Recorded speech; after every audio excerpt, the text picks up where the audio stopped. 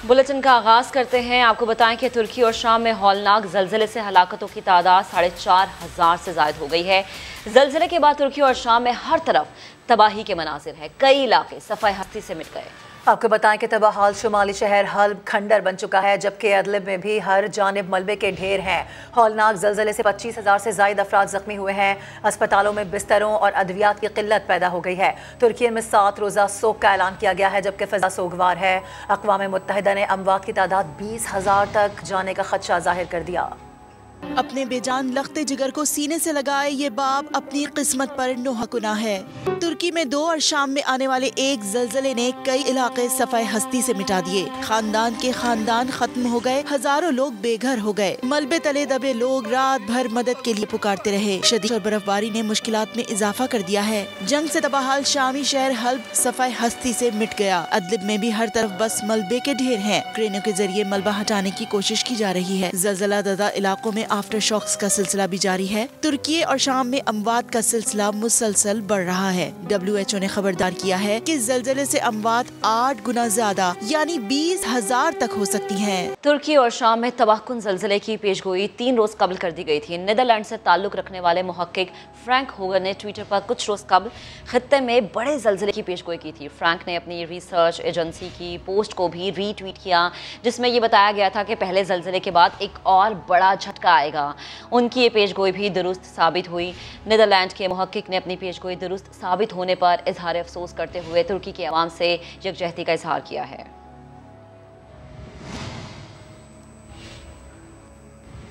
और दुख की इस घड़ी में तुर्की से इजहार यकजहती के लिए वज़ीर आज़म शहबाज शरीफ और वज़ीर ख़ारजा बिलावल भुट्टो ज़रदारी कल तुर्की रवाना होंगे। वज़ीर आज़म शहबाज शरीफ कहते हैं कि तुर्की और शाम के ज़लज़ले में हलाकतें और तबाही के मनाजिर दिमाग सुन कर रहे हैं। बड़े पैमाने पर इंसानी अलमिया दिली दुख और सदमे का बायस है। यकजहती और बर वक्त इमदाद से दुखी इंसानियत की मदद करनी चाहिए। ज़लज़ला मुतासरीन से यकजहती के लिए वज़ीर आज़म शहबाज शरीफ और वज़ीर ख़ारजा बिलावल भुट्टो कल तुर्की का दौरा करेंगे। तुर्की हुक्काम से अहम मुलाकातें होंगी। और हुकूमत ने दहशतगर्दी के खिलाफ बुलाई गई ऑल पार्टीज कॉन्फ्रेंस फिर मौखर कर दी है। वफाकी वजीर इत्तलात मरियम औरंगजेब कहती हैं कि वजीर आज़म शहबाज शरीफ कल सुबह अनकरा रवाना होंगे। जुमेरात 9 फरवरी को बुलाई गई APC मौखर की जा रही है। इत्तेहादियों की मुशावरत से नई तारीख का ऐलान होगा।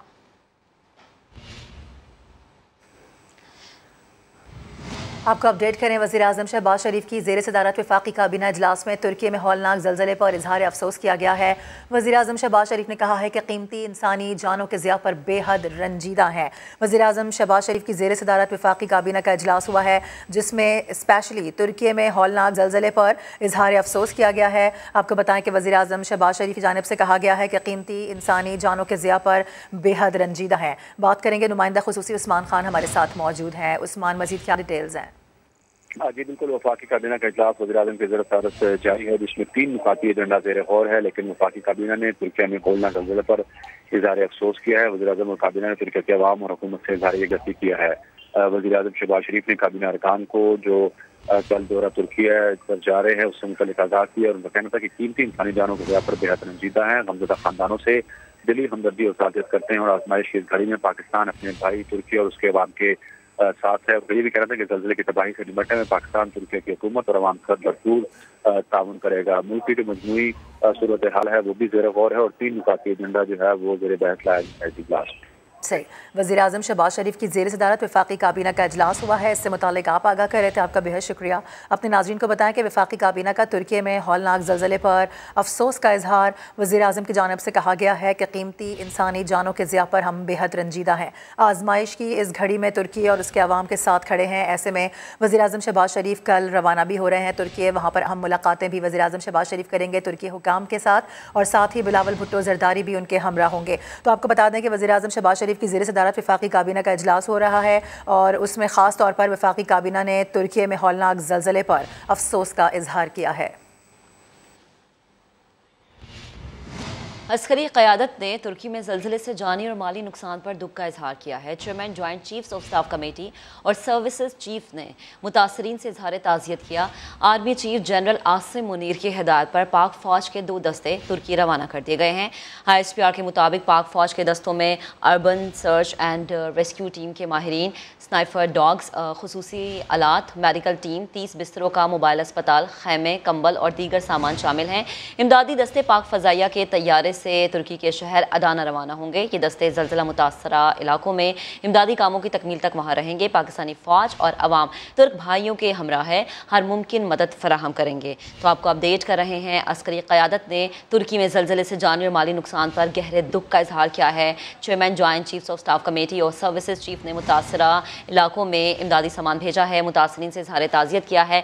Army chief general Asim Munir की हिदायत पर पाक फ़ौज के 2 दस्ते तुर्की रवाना हो गए हैं। आपको बताएं कि तुर्की और शाम में खौफनाक ज़लज़ले ने शहर के शहर तबाह कर दिए हैं। रिहायशी इमारतें, दुकानें, शॉपिंग सेंटर्स और इबादत गाहें मलबे का ढेर बन चुकी हैं। ज़लज़ले से पहले क्या मनाजिर थे और अब क्या हाल है, इस रिपोर्ट में आपको दिखाते हैं। 7.8 शिद्दत के ज़लज़ले ने तुर्किया में इंफ्रास्ट्रक्चर को बुरी तरह तबाह किया। तारीखी और कदीम महफूज इमारतों को नुकसान पहुंचा। रोमन दौर का गाजी अंतब किला बर्बाद हो गया। शाम की सरहद के करीब हाटे अंताकिया अकेडमी अस्पताल भी गिर गया। जहां कल तक जिंदगी की रौनकें थीं, आज सिर्फ तबाही ही तबाही है। ज़लज़ले के मरकज़ कहारा मान मरास में कई रिहायशी इमारतें और दुकानें मिट्टी में मिल गईं। मलातिया में एक जदीद होटल भी ज़लज़ले से मुनहदिम हो गया। तुर्की और शाम में हौलनाक ज़लज़ले पर कौमी क्रिकेटर्स भी रंजीदा हैं। निगरां वज़ीर खेल और फास्ट बॉलर वहाब रियाज ने कहा कि उनकी दुआएं ज़लज़ले से ज़ख्मी और जांबाक अफराद के लवाहिकीन के हमरा हैं। ऐसी तबाहकुन आफत से अल्लाह हम सब की हिफाजत फरमाए। शादाब खान ने कहा, दुआ है हर कोई अच्छी सेहत के साथ महफूज रहे। जुनैद खान ने ट्वीट लिखा कि ज़लज़ले से तबाही के मनाजिर देखकर दिल टूट गया। इमामुल हक ने कहा, मुश्किल की इस घड़ी में हम सब तुर्की और शाम के मुतासरीन के हमरा हैं। हसन अली ने भी मुतासरीन के साथ इजहार यकजहती किया। खबरों के सिलसिले को आगे बढ़ाएंगे। तोशाखाना केस में इमरान खान आज भी पेश न हुए। फर्द जुर्म आयद नहीं हो सकी। हाजिरी से इस्तिस्ना मिल गया। जज ने रिमार्क्स दिए कि हाजिरी से इस्तिस्ना की दरख्वास्त दायर होती रही तो फर्द जुर्म कैसे आयद की जाएगी। तोशाखाना रेफरेंस में इमरान खान के खिलाफ फौजदारी कार्रवाई से मुतालिक केस में जज ने इमरान खान के वकील से इस्तफसार किया कि एक तारीख बता दें, इमरान खान कब तक अदालत आएंगे। वकील ने कहा, मुसद्दका कॉपियाँ फराहम नहीं की गईं, वो डॉक्टर्स की हिदायत पर अमल कर रहे हैं। सेहत ने इजाज़त दी तो आएंगे। इलेक्शन कमीशन के वकील ने कहा कि हमने कंटेनर पर इमरान खान को नाचते हुए देखा है। इमरान खान के वकील ने कहा कि ऐसे बयानात ना दिए जाएं कि जिससे लगे कि मुंशियों वाला काम किया जा रहा है। कानून की बात की जाए, ये ना हो कि हमें बोलना पड़े। अदालत ने तमाम सबूतों की तस्दीक शुदा कॉपियाँ अदालत और PTI को फराहम करने की हिदायत कर दी। आगे बढ़ते हैं। वजीर रेलवे ख्वाजा साद रफ़ी कहते हैं, पूरे मुल्क में एक ही बार इंतखाबात होने चाहिए। पाकिस्तान बहरानों का मुतहम्मिल नहीं हो सकता। ये भी नहीं हो सकता कि पाकिस्तान में पूरा साल इंतखाबात होते रहें। PDM की कोई जमात इलेक्शन से नहीं भागती। इमरान खान की एक बात मानेंगे तो वो दूसरा मुतालबा करेंगे। इस वक्त 2018 के इलेक्शन से बुरे हालात नहीं। ये नहीं हो सकता कि बगैर वजह बताए असम्बली तोड़ दी जाए। मुल्क में इंतखाबात एक साथ होने चाहिए, अदरवाइज कियोस क्रिएट होगा, एक नया बहरान पैदा होगा। पाकिस्तान बहरानों का मुतहम्मिल नहीं हो सकता। आइन की पासदारी अपनी जगह मौजूद है, लेकिन इस मुल्क में पहले भी मुख्तलिफ मौके पर इंतखाबात जो है वो इल्तवा हुआ। उसका बिल्कुल ये मकसद नहीं है कि कोई इलेक्शन से हम दौड़ना चाहते हैं। इलेक्शन से PDM की कोई जमात नहीं भागती, क्योंकि पुरानी सियासी जमातें हैं, कई इलेक्शन लड़ चुकी हैं, जीतते भी हैं, हारते भी हैं। कौन से ऐसे हालात थे कि पंजाब असेंबली और खैबर पख्तूनख्वा की असेंबली आपने तोड़ दी? ऐसे तो कोई हालात नहीं थे। दहशतगर्दी के खिलाफ पूरी कौम को मुत्तहिद रहना चाहिए और PTI को संजीदगी का मुजाहरा करना चाहिए। और साबिक वज़ीर आज़म शाहिद खाकान अब्बासी ने कहा है कि एहतसाब का सर्कस जारी है। मेरे केस का फैसला होकर नहीं दे रहा। फवाद हसन फवाद को झूठे मुकदमात में फंसाया गया। नए चेयरमैन नैब देखें कि उनके इदारे में क्या हो रहा है। नैब को सियासतदानों का बाजू मरोड़ने के लिए इस्तेमाल किया जाए तो उसकी कीमत आवाम को अदा करना पड़ती है। नैब ख़त्म होगा तो वही हुकूमत चलेगी। मुस्लिम लीग नून छोड़ने के मुतालिक सवाल पर बोले, वो कहीं नहीं जा रहे। एहतसाब की सर्कस जारी है। फवाद हसन फवाद साहब 35 साल की सर्विस के बाद रिटायर हुए हैं। उन्होंने TV पर बयान किया है कि उनके साथ नैब ने क्या किया। मुझे उम्मीद है कि जो मौजूदा चेयरमैन नैब है उनका ज़मीर कुछ जागेगा, वो देखेंगे ये इनका दायरा करता क्या रहा है। आज एहतसाब की जरूरत नैब को है। जब हम इस नैब को सियासतदानों को तोड़ने और मरोड़ने और सियासत को मनूवर करने के लिए इस्तेमाल करेंगे तो उसकी कीमत जो है वो पाकिस्तान के अवाम अदा करते हैं। जैसे जावेद इकबाल को हिसाब देना पड़ेगा। फिर कहता हूँ, जब तक आप इस नैब को खत्म नहीं करेंगे पाकिस्तान की हुकूमत नहीं चलेगी। कोई करप्ट आदमी नहीं पकड़ा जाता जो जिंदगी में ईमानदारी से काम करते रहे। केस उनके खिलाफ है जो करप्ट है, वो बाहर खुले फिर रहे हैं। इमरान खान ने दावे किए कि मैंने फलाने को अंदर करवाया है, अब उनको याद आया कि नहीं मैंने नहीं पकड़ा था, मुझे कोई और करवा रहा था। मैं हर झूठे केस के खिलाफ, हमारी हुकूमत का बयानिया बड़ा वाज़ेह होना चाहिए। अगर केस बनना है उस केस में जान होनी चाहिए, प्रोसिक्यूट करें डे टू डे बेसिस पर और उस केस को मंतकी इंजाम पे पहुंचाएं। मुझे वज़ीर-ए-आज़म जो है वो सिर्फ मेरी पार्टी बना सकती है, कोई और नहीं बना सकता। बाकी मैं मुस्लिम लीग में नहीं जा रहा। मियां साहब जो है वो इलाज करा के आएंगे। वफाकी वज़ीर बराए माहौलियाती तब्दीली सेनेटर शायरी रहमान कहती हैं कि इमरान खान ने आइन, जमहूरियत और बुनियादी आज़ादी की धज्जियाँ उड़ा दी। अब वो हकीकी आज़ादी और हकीकी जमहूरियत के नाम पर सियासत कर रहे हैं। इमरान खान की सियासत गैर संजीदा और गुमराहकुन है। मुआशी बहरान से निकलने के करीब होते हैं तो इमरान खान अदम इस्तेहकाम पैदा करने के लिए सरगर्म हो जाते हैं।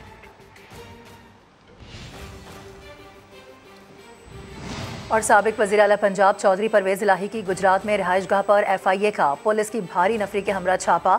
एहलकार 2 घंटे तक घर में तलाशी लेते रहे। FIA एहलकार पुलिस के 200 से ज़ायद एहलकारों के हमरा कुंजा हाउस पहुंचे, पूरे घर को छान मारा। 2 घंटे तक कुंजा हाउस का मुहासरा किए रखा। ज़राए के मुताबिक छापा FIA लाहौर ने एंटी मनी लॉन्ड्रिंग एक्ट के तहत दर्ज मुकदमा नंबर 10/2023 में मुलजमान की गिरफ्तारी के लिए मारा। मुकदमे में मोनिस इलाही के प्रिंसिपल सेक्रेटरी मलिक सुहेल आवान समेत दीगर मुलजमान नामजद हैं, जबकि मोनिस इलाही ने ट्वीट किया है जिसमें उन्होंने लिखा है कि बगैर वारंट के छापा मारा गया। छापों से आपको लगता है कि इमरान खान को हम छोड़ देंगे तो दोबारा सोच लें। और दूसरी जानिब साबिक वज़ीर आला पंजाब चौधरी परवेज़ इलाही के प्रिंसिपल सेक्रेटरी मोहम्मद खान भट्टी को सिंध के इलाके मिटियारी से गिरफ्तार कर लिया गया। मोहम्मद खान भट्टी हिफाजती जमानत के लिए सिंध हाई कोर्ट जा रहे थे। दूसरी जानिब लाहौर पुलिस ने GOR 1 में वाक़ मोहम्मद खान भट्टी की सरकारी रिहाइशगाह पर भी छापा मारा और मुलाजिम नबील को हिरासत में ले लिया।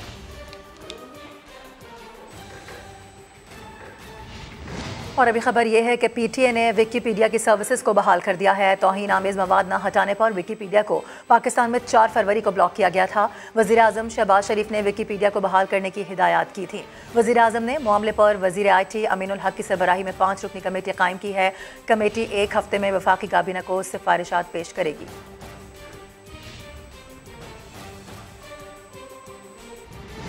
आगे बढ़ते हैं। साबिक सदर जनरल परवेज़ मुशर्रफ की नमाज जनाजा आज बाद नमाज ज़ोहर अदा की जाएगी, जिसके बाद आर्मी कब्रिस्तान कराची में उन्हें सुपुर्द खाक किया जाएगा। साबिक सदर जनरल परवेज़ मुशर्रफ की तदफीन की तैयारियां मुकम्मल हैं।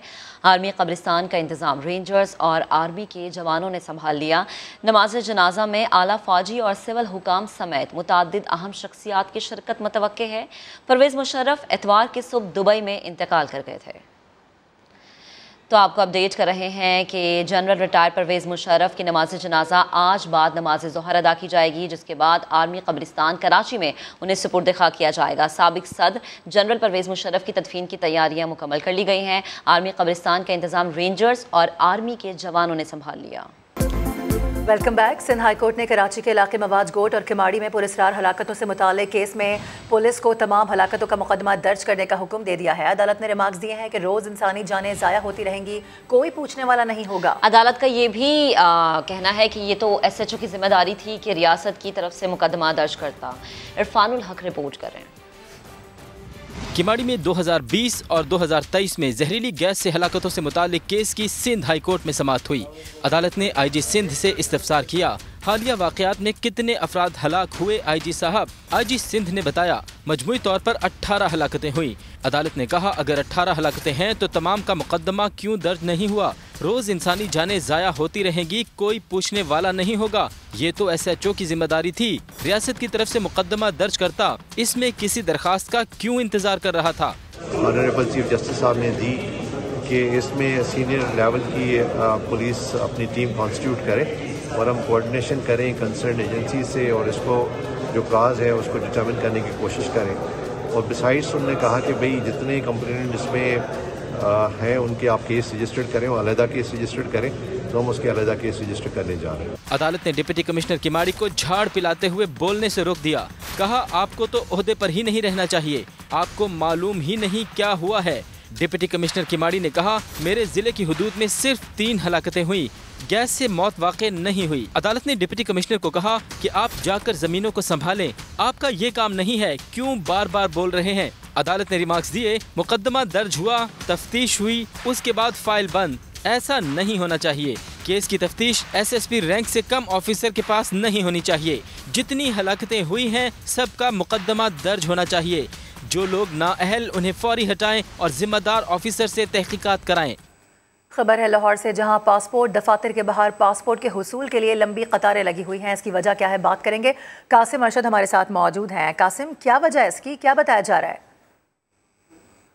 जी बिल्कुल, इस वक्त हम शादमान पासपोर्ट ऑफिस के बाहर मौजूद हैं। यहाँ लंबी लंबी लाइनें लगी हैं और देखने वाली जो बात है, इसमें बहुत बड़ी तादाद नौजवानों की है जो कई पासपोर्ट बनाने के लिए आ रहे हैं। क्योंकि बहुत बड़ी तादाद में लोग यहाँ मौजूद हैं, तो मुकर्रर औकात के दौरान जिनकी बारी आती है वो पासपोर्ट बनवा लेते हैं, जिनकी बारी नहीं आती वो अगले दिन दोबारा आते हैं। और ऐसे हमारे कुछ ऐसे नौजवानों से भी बात हुई तो ये कह रहे थे कि वो मुसलसल 6 रोज़ से यहाँ पर पासपोर्ट बनाने के लिए आ रहे हैं। और उनसे हमारी जब बात हुई तो वो ये कहते हैं क्योंकि मुल्क में गैर यकीनी की सूरत हाल है और इस सूरत हाल के मद्देनज़र वो चाहते हैं कि बैरून मुल्क वो अपनी किस्मत आजमाई करें। डिमांड में बहुत ज़्यादा इजाफा हो गया है और पासपोर्ट की प्रिंटिंग बहुत ज़्यादा हो रही है, तो डिलीवरी टाइम को भी डबल कर दिया गया है।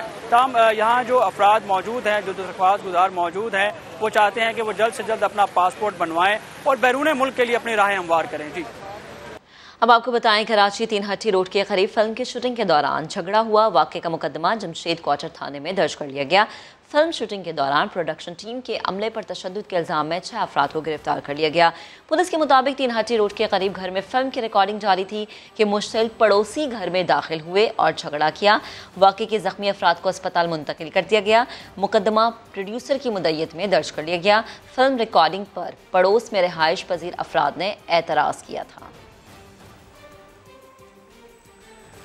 और अफसोस का मकाम है, फैसलाबाद के अलाइड अस्पताल के बच्चा वार्ड में हशरात की भरमार है। इलाज के लिए आने वाले नौज़ायदा बच्चे मजीद बीमार पड़ने लगे हैं। इंतजामिया भी बेबस नजर आ रही है। रिपोर्ट करेंगे यूसुफ चीमा। सरकारी अस्पतालों में हशरात की यलगार, इलाज के लिए आने वाले बच्चे पड़ने लगे बीमार। फैसलाबाद अलाइड अस्पताल में खटमल बच्चों का खून चूसने लगे। शीरख्वार को जल्दी बीमारी होने से वालिदैन की परेशानी भी बढ़ गई। बहुत ख़तरनाक है। अब बच्चे बता तो नहीं सकते, ना बच्चे बोल सकते, ये तो मुझे खुद को हुआ है। मरीज ही नहीं, हशरात ने डॉक्टर्स का भी जीना दूभर कर रखा है। इंतजामिया के मुताबिक प्राइवेट कंपनी से कॉन्ट्रैक्ट किया मगर कोई असर ना हुआ। अटेंडर्स जो आते हैं वो खाना खाते हैं, वो फिर है कि अपना चीज़ें कोई इस तरह कोई जगह पे फेंकते हैं। स्पेशल हमने एक अपना कंपनी से कॉन्ट्रैक्ट किया हुआ है और उसमें वो हर फ्लोर वाइज हर वार्ड की फ्यूमिगेशन होती है। सर्जिकल, मेडिकल और अस्पताल की दीगर वार्ड्स में भी कीड़े मकोड़े दंदनाते फिरते हैं। कैमरामैन कदीरुर रहमान के साथ यूसुफ चीमा, समा, फैसलाबाद। अदालती कार्रवाई से मुतालिक खबर। Islamabad district and session court में शेख रशीद की जमानत बाद अज़ गिरफ्तारी की दरख्वास्त पर समाअत जारी है। तफ्तीशी ऑफिसर की जानिब से रिकॉर्ड अदालत में पेश कर दिया गया है। मजीद बात करेंगे अपने नुमाइंदे असलम खोकर ने हमें ज्वाइन किया। असलम, समाअत की डिटेल्स बताइएगा। जी बिल्कुल, शेख रशीद की जमानत बाद गिरफ्तारी की दरख्वास्त, इस पर समाअत इस वक्त हो रही है। शेख रशीद के वकील सरदार अब्दुल राज़िक को इंतजार समझौता और तफ्तीशी अफसर इंस्पेक्टर आशिक जो है वो अदालत में पेश हुए हैं। तफ्तीशी अफसर की जानिब से रिकॉर्ड जो है वो अदालत में पेश किया गया है। जब केस की समाअत हुई तो अदालत ने पूछा कि कल वाला हाई कोर्ट का जो ऑर्डर है वो जमा करवा दे, जिस पर शेख रशीद की वकला की जानिब से जो तहरीरी फैसला है अदालत का, वो फैसला जो है वो पेश कर दिया गया। इसके बाद शेख रशीद की जो वकला है उनकी जानिब से वकालतनामा भी जमा करवाया गया। मुद्दई मुकदमा के जो वकील सलमान मुनीर हैं वो भी अदालत में पेश हुए। अदालत जज ने शेख रशीद के वकील से इस्तफसार किया कि जो आपके मुताबिक शेख रशीद जो इमरान खान के कत्ल की साजिश का हिस्सा नहीं है, जिस पर सरदार अब्दुल राज़िक ने कहा कि शेख रशीद ने इमरान खान के बयान का हवाला दिया और कहा कि इमरान खान जो कह रहे हैं वो ठीक कह रहे हैं। दलाल देना शुरू कर दिए हैं। इसके साथ साथ ये भी अब्दुल रज़ाक ने अपने दलाल में कहा कि शेख रशीद का बयान नशर होने से ठीक है। असलम, डिटेल्स के लिए आपका बेहद शुक्रिया।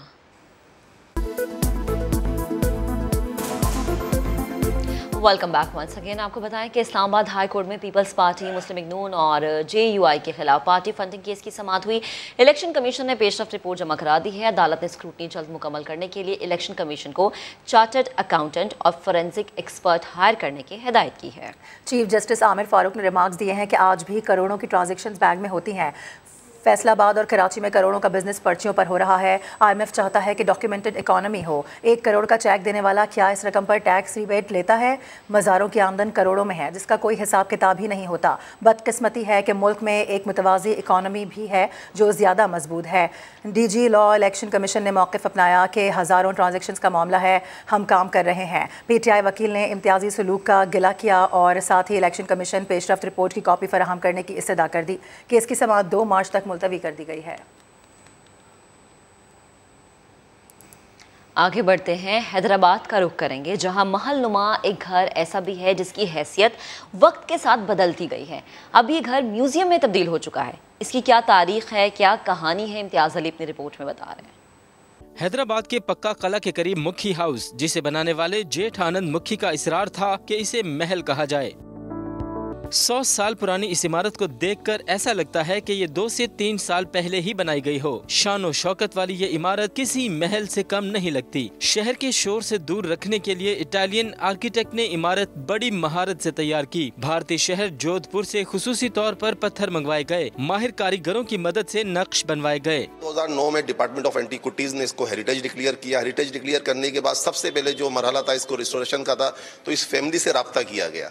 तो उनकी जो बेटी धर्ममुखी उस वक्त जिंदा थी, उनसे रब्ता किया गया, तो वो बहुत खुश हुई कि हमारे आबा अजदाद की बिल्डिंग बिल्कुल थी। उसके लिए उनसे मालूमात की गई, उनसे तस्वीर ली गई, उनसे मुसलसल रब्ता रख के तकरीबन 3 साल के अरसे में डिपार्टमेंट ने इसको एज इट इज उसी तरह रिस्टोर किया, उसी तरह इसकी जो है बहाली का काम शुरू हुआ। मुखी हाउस में 12 कमरे, 2 बड़े हॉल, सर्वेंट क्वार्टर्स, 300 से ज्यादा खिड़कियां और दरवाजे हैं। क़याम पाकिस्तान से कबल ये सियासी मरकज भी रहा है। कांग्रेस के सरबराह जवाहिर लाल नेहरू भी यहीं रहते थे।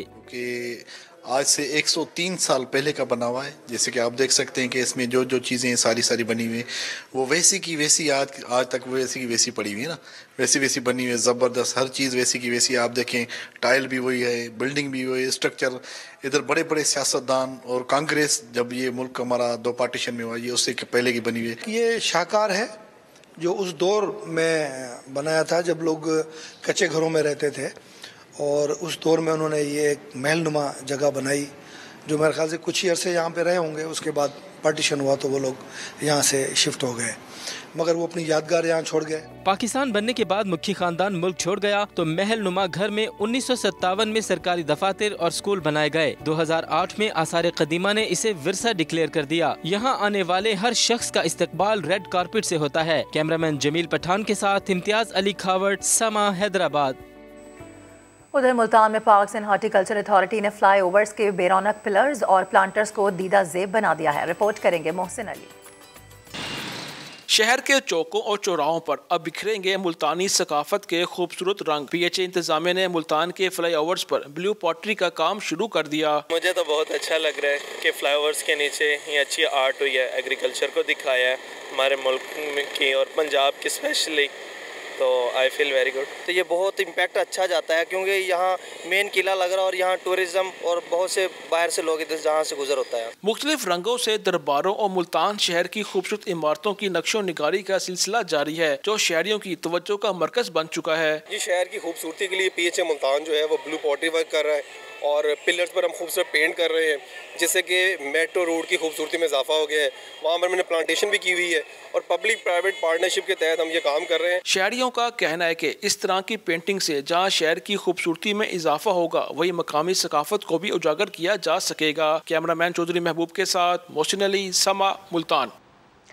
आगे बढ़ते हैं। अब पढ़ाई लिखाई की उम्र नहीं रही। अक्सर लोग इस बात को जवाज बनाकर तालीम से नाता तोड़ लेते हैं, लेकिन रावलपिंडी के एक बुजुर्ग ने इस रिवायत को गलत साबित कर दिया। 72 साल की उम्र में तालीम से टूटा रिश्ता फिर से जोड़ लिया। अलीना शाहिद रिपोर्ट कर रही हैं।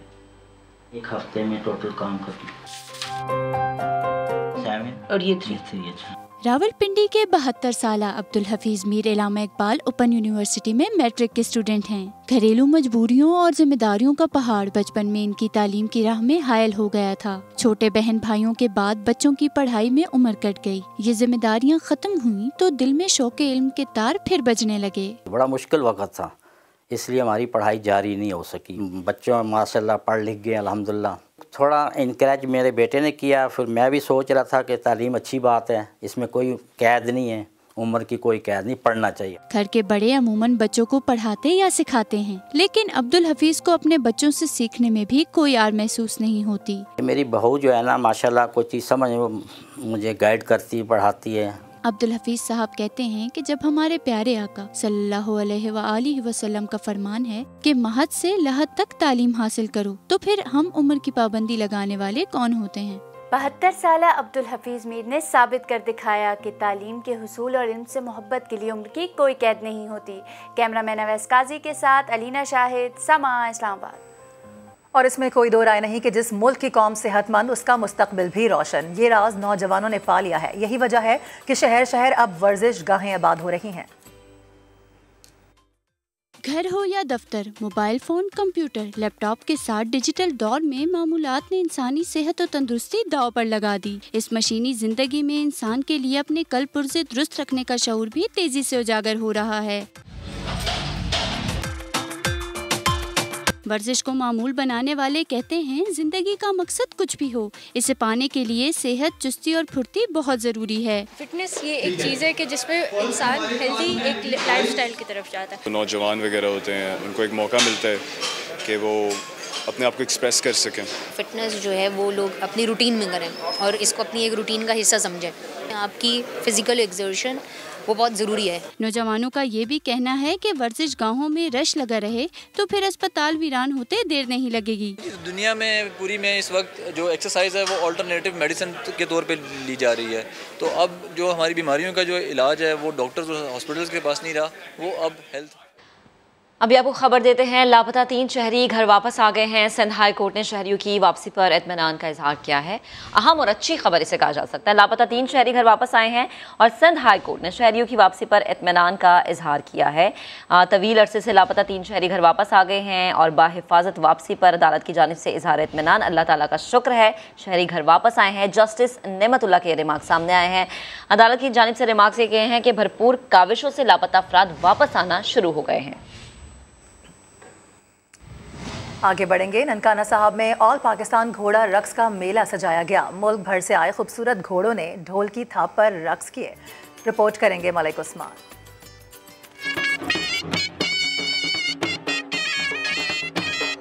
ननकाना साहब में वॉर्ड ब्रिटेन के गांव झंगड़ लाल में सजा ऑल पाकिस्तान घोड़ा डांस मेला।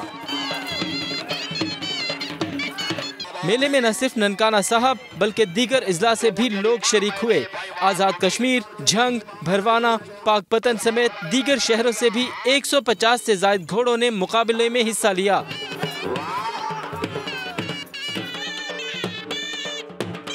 घोड़ों के नाज नखरे उठाने वाले मालिकान भी अपने घोड़ों को दाद मिलती देखकर खुशी से निहाल नजर आए। ये मेले हमारे पंजाब के इस कदर अहम कड़ी हुआ करते थे जो आजकल खत्म हो रही है। इस डूबती रवायत को ननकाने के लोगों ने जिंदा किया है। शायकीन घोड़ों पर नोट भी निछावर करते रहे। मेले में बच्चों के लिए झूलों का भी खुसूसी तौर पर इंतजाम किया गया था। मेले में खानों और ज्वेलरी के स्टॉल्स के साथ साथ पंजाब की सकाफत को भरपूर अंदाज में उजागर किया गया।